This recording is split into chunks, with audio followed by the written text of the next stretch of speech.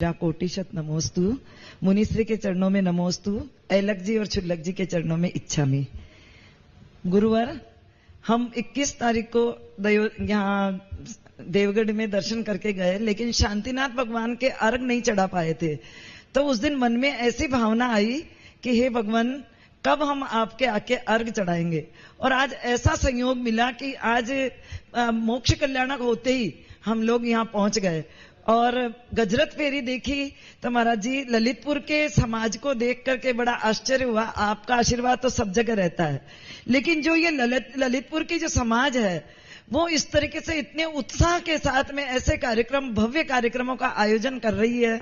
यदि इस तरीके से पूरे भारतवर्ष में जैन समाज में उत्साह हो जाए, बच्चे बड़े महिलाएं सभी में, तो शायद जैन धर्म का झंडा और भी बहुत ऊंचा हो जाए।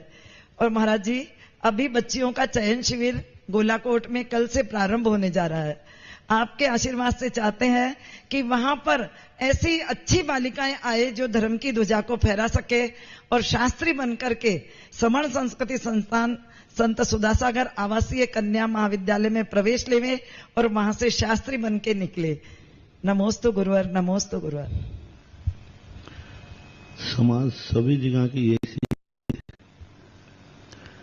पर इतना हो जाता है, किसी किसी को संस्कार देने वाले मिल जाते हैं तो वे अच्छे हो जाते हैं। इनको देखो तो सही, ये भी सब पहले वैसे ही थे। यही देवगढ़ इनके पास था, पर इनके पास यहां आने तक के लिए कोई नसीब नहीं था, पुजारी था। देवगढ़ तो ना जाने कब से है और ललितपुर भी जाना ने कब से, सब कुछ है, लेकिन उसके बावजूद भी कभी की स्थिति जैसी आज बनी। इनको समय तो देखो कितना भला, भारत में पहली बार है जो एक साथ कितने चतुर्मास मिल गए? 3। शीतकाल कितने, गर्मी कितनी। भारत में सबसे ज्यादा बार किसी नगर में गया हूं तो उसका नाम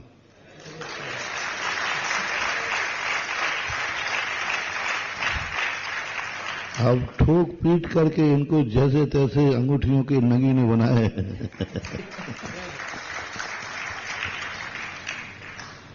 पहले इनको ललितपुर में देवघर में बुलाने के लिए पसीना आता था और आज ये बिना बुलाए आ जाते हैं, क्योंकि पहले शोरूम में घटिया माल था, उसी माल को थोड़ा सा ठीक ठाक करके देख लो आज शांतिनाथ भगवान, ऐसी सलोनी सौम्य मूर्ति जो कल दर्शन के भाव नहीं होते थे, आज उस पर से दृष्टि नहीं हटती। जय हो, जय हो, जय हो। कल मैंने भी बहुत बार दर्शन किए और अभी कर रहा हूं। अब ऐसे लगता है अपलक देखते रहो, भक्तांबर की वे पंक्तियां साक्षात अनुभव में आती हैं। दृष्टवा भवंत मनिमेष, अब अनिमेष देखने योग्य हो गए। समय समय से सब परिवर्तित हो जाता है।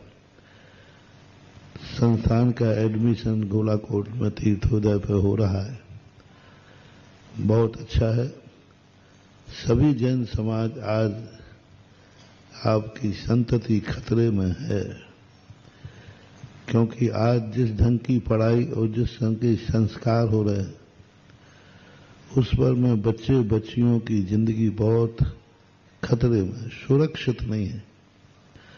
संस्कार विहीन शिक्षा आज अंग्रेजों की और विश्वीकरण की नीति में आ गई है। उस बीच में जो माता पिता हैं, वो यदि कम से कम बच्चियों की तरफ तो ध्यान दें, क्योंकि बच्ची यदि संस्कार विहीन हो जाती है तो पूरी संस्कृति बिगड़ जाती है। इसलिए सांगानेर संस्थान में बच्चियों को कम से कम उनको ये दृष्टि मत बनाओ कि मेरी बच्ची कमाऊ हो जाए, मेरी बच्ची हायर एजुकेशन करके बहुत बड़ी पोस्ट पे चली जाए। चली भी जाएगी लेकिन संस्कार विहीन हो जाएगी। उसको इस ढंग से पढ़ाओ, कम से कम वो पढ़ भी लेवे और संस्कार भी प्राप्त कर लेवे।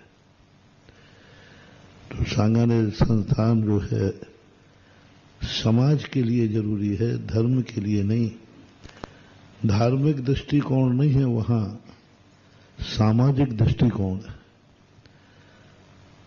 संस्थान में धार्मिक दृष्टिकोण पर कम ध्यान दिया जाता है, सामाजिक दृष्टिकोण का, क्योंकि समाज का ढांचा सुधरा रहेगा तो धर्म का ढांचा अपने आप ठीक रहेगा।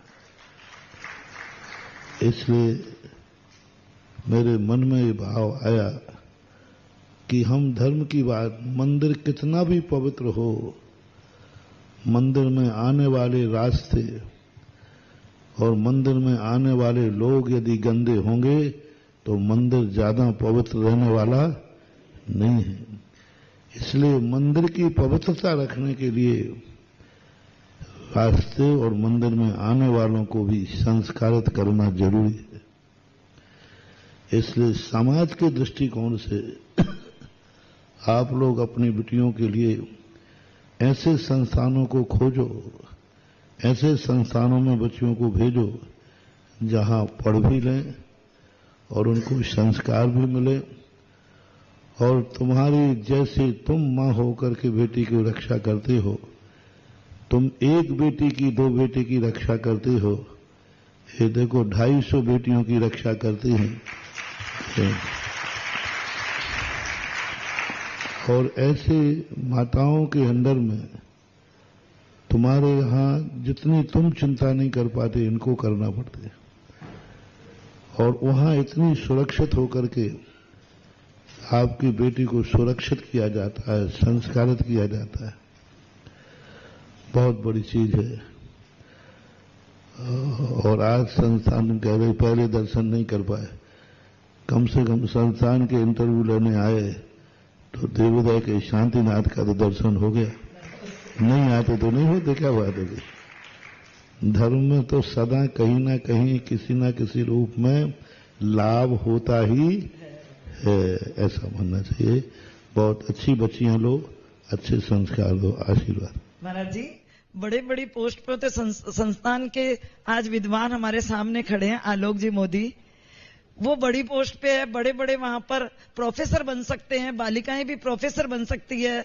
यदि उनको जॉब करनी है तो टीचर बन के भी अपनी जॉब कर सकती है। लेकिन ये उच्च शिक्षा ही है महाराज जी, इसमें भी बच्चियों के लायक जो बन सकी है वो उसकी योग्यता है। मेरा तो प्रयास यही है कि तुम्हारी बेटी ही बनी रहे, यही सबसे बड़ी चीज है।